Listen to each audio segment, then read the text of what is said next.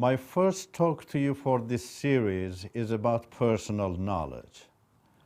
Personal knowledge about what we believe or what others believe. All need to know that life does not function well without understanding and reason. Without knowledge, we'll be left behind. Knowledge is like a light to our life. We need knowledge for everything in life. For buying food, clothes, a house, cars, for finding a spouse, friends, raising our family, for accepting or rejecting beliefs, values, and every other thing. Imagine if we closed our eyes to choose things, partners, or friends without knowing their qualities or personalities. What would the result be? Therefore, it is so vital to choose with open eyes the values that can make our political, social, and economic relationships peaceful, joyful, and meaningful. To have a right belief also requires knowledge. If we don't know the right way, we won't be able to reach our destination. With the same logic, if we do not know the right belief, we'll be lost spiritually and unable to unite with God. Life without knowledge is a total loss. An unwise man wanted to build a house, but he did not know that the house had to be built on a solid foundation. So he built it on sand. When a flood came, the house collapsed. If he had had knowledge, he would have built his house in a place where it would be resistant to a flood. Therefore, as air is vital for living, knowledge is also vital for finding a good belief. Real life should be a searching process for the best option to fulfill our needs. We cannot have the best future if we do not discover the best belief for our life. Searching is a God-given gift for everybody. Investigation must be a part of our belief.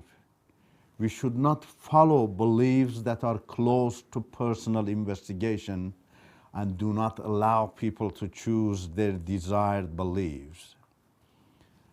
For decision making, we also need knowledge.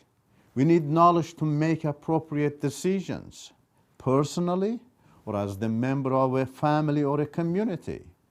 As our decisions affect our own individual lives, they will also affect our family and community lives through our relationships.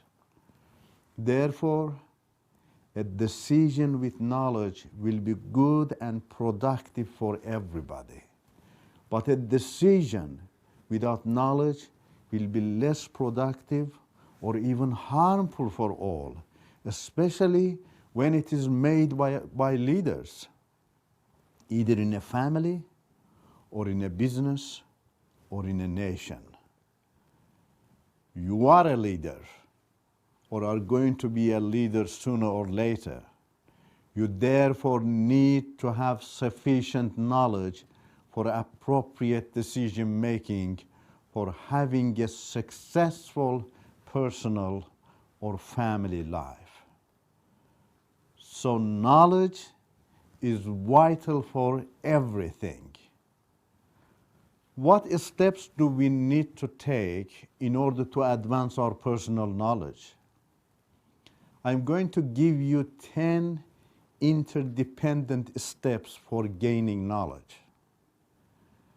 The first step is that we must have our eyes and ears open. Eyes are for seeing and ears for hearing. Those who close their eyes and ears to this simple philosophy or block the path for others to see and hear degrade themselves and others against God and humanity. The eyes and ears of the true God are always open. Humanity needs to follow the same principle for truthful living. Life will be more productive if we use our eyes, ears, minds, and hearts for learning. A truth-loving person needs to look into other beliefs, listen to their messages, compare them with one another and with his own belief, choose the best for himself, and then live with its logic. Any person or belief that hinders you from searching for truth cannot be truth-loving or promote love. The second step is that we must discover the obstacles and solutions. What are the obstacles to your learning? Is your belief the obstacle? Are you the obstacle? Is your family the obstacle? Are the social and political problems in your society the obstacles? Is government or leader the obstacle? No matter what the obstacles may be, they are against you, your family, country, and even the world. You need to discover them and find the best way to rescue yourself from their effects. The third step is that we need to get our consciences to work. Conscience is an amazing agent in you for confirming and speaking truth. You should not suppress your conscience nor quiet it. A person is dead spiritually if his or her conscience does not have a voice. A free conscience accepts the correctness of another person who is correct, even if you do not like him. Those who ignore the rights of others are those who ignore the voices of their own consciences. Those who reject the best advice and way of life are those who reject the importance and credibility of their own consciences. He who ignores his own conscience will not be able to respect the rights of others. A free conscience does not allow us to belittle the rights and freedom of others, even if they are our opponents or enemies. A free conscience teaches us that there is no difference between a king and a beggar, a leader and a follower, a master and a slave, a husband and a wife. All are human and have the right for freedom. Therefore, you need to stay away from everything, including your belief, that limits your conscience. The fourth step is that we need to search for the best with thirst. We will not receive water if we do not express our thirst. Knowledge for the best values also will not be gained without thirst and initiative. Are you longing for the best and most fruitful way of life? If yes, you then need to search for it with thirst. It is the thirst for understanding and discovering that will reveal the truth to us and thereby free us from false beliefs. The fifth step is that we need to practice freedom personally. People are created for freedom. Otherwise, they will fall behind in every area of life. We need to have individual freedom and autonomy in searching for truth. Since we are individually responsible to live and demonstrate the truth via our own life, we therefore need to discover the truth with our own autonomy too. In other words, truth won't make sense for us if we do not have autonomy. A person will not be able to use his or her full capacity in search of truth without autonomy and freedom. On the other hand, if you are not able to search for truth with your full capacity, you won't be able to have the whole truth. For this reason, if anything in your society, including your belief, is limiting your God-given freedom and capacity in searching for truth, you need to find the best way to break that chain and free yourself. The practice of autonomy in investigation will bring accurate knowledge into your life, and that knowledge will open the door to you for a successful life. The sixth step is that we need to follow a belief open to freedom. No matter how wonderful your parents or forefathers were or are, they can give a belief which can block the way of your success. You need to replace that belief with a belief that opens the door of success to you and to your community. No matter how compelled you are in following your religion or belief, if it is against your freedom and autonomy, you need to replace that religion or belief with something better.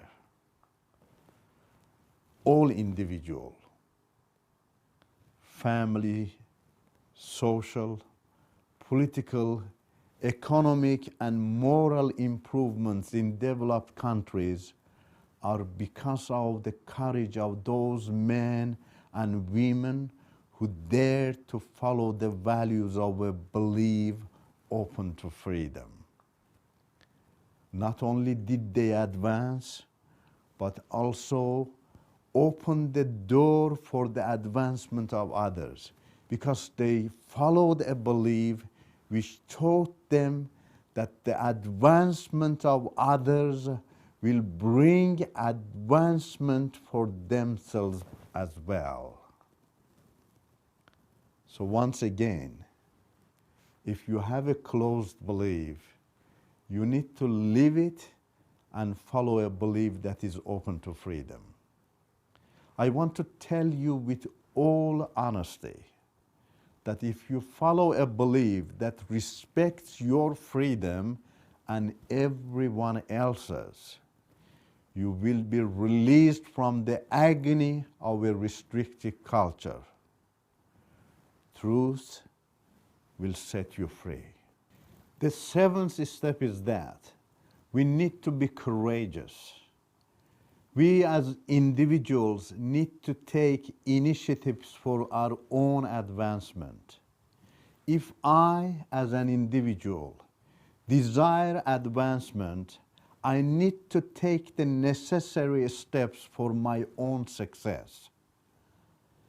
A personal desire for truth should create strength and thereby overcome obstacles. Courageous people can find a way out for themselves or for their family members, even when surrounded by many kinds of external pressures. courageous people are able to step out of the circle of their closed beliefs and search for the best values. Be courageous.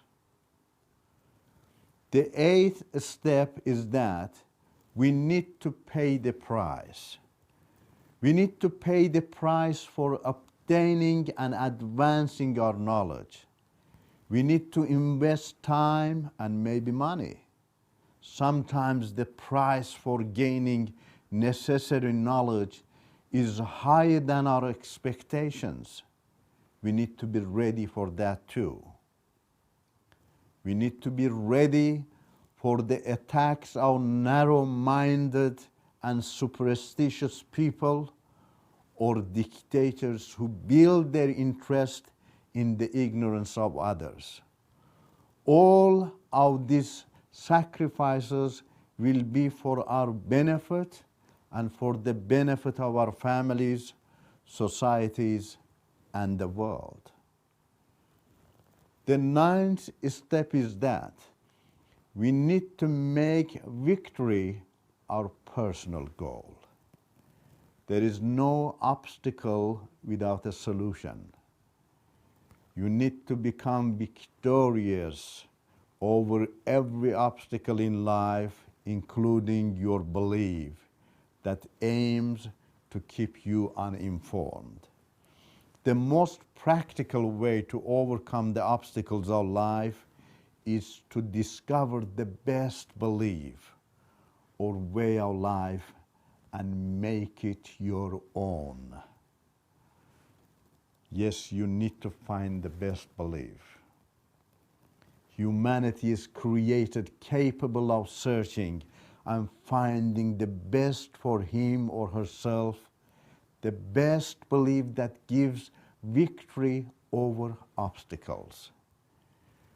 Victory over all obstacles will be yours if you aim to have it.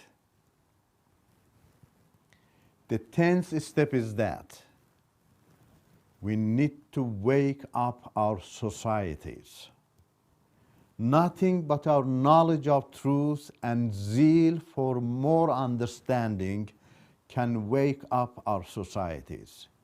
In every possible way, we have to shine as lights of truth, paving the way for others to learn from our experiences and to shine among others. If you are alone, you have to work hard to make friends who are also searching for truth and grow in companionship so that many are awakened and freed. Also, we need to build our relationship stronger with those who have the same mission as we do until all enjoy freedom. Our awareness depends on our own choices. No one can force us to change and be aware of things unless we ourselves decide to change. If the entire armies of the world gather together and force us to wake up to the truth, we will still not be awakened truly unless there is a real desire in us. Even if the loveliest and kindest person in the world makes his way up to become our government leader, he will not be able to lead us to truth unless we desire to break the shields in our hearts and pay attention. To wake up and change is up to each of us as individuals. We need to decide to change. Let us start with ourselves. Step into the true life and be renewed. Practice matters. Let me draw a conclusion to my talk. If you believe in God, you need to know that the true God desires people to have knowledge. God is all-knowing and knows what true and false and the best and worst are.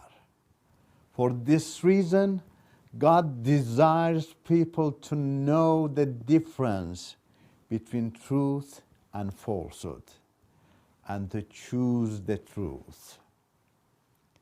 God is free himself and desires everybody to be free. God is perfect and he wants us to reside in perfection. Therefore, any belief that limits our freedom, knowledge, or improvement is not from God. So the first person to become free is you. The first person who needs to run to freeing belief and become free is you. Please don't say, no one is interested in practicing freedom. How can I then practice it? You need to approach freedom in this way and say, if freedom is the best, is there any reason for me to avoid it? Then the response will be, no. I have to practice freedom. I need to follow a belief which values my freedom, opens the door of knowledge and truth for me. I also said improvement becomes the catalyst for further advancement. The door of change and improvement will be open to our families and friends if we decide to change and improve. Because of us, they will also be the hands and feet for the knowledge and improvement of others. When we become the cause of change and improvement for people around us, we will advance with them in the pursuit of our own goals. That's why it is important for us to work hard so that people in our society understand that the freedom of investigation, writing, speaking, and belief are the rights of all. Stand for their rights, and if necessary, pay the price for the rights of people. Every child in our society needs to learn why we have an obligation to stay away from outrageous beliefs and follow a belief that teaches freedom, kindness, and peace. One more thing. There will not be a place for dictatorship in a free society. A society that has gained knowledge and freedom will no longer have a place for dictatorship. It is for this reason that dictators block the road to comparative knowledge so that they can rule. Dictatorship and knowledge do not go hand in hand. Knowledge of truth makes life and relationships fruitful, beautiful in family and society.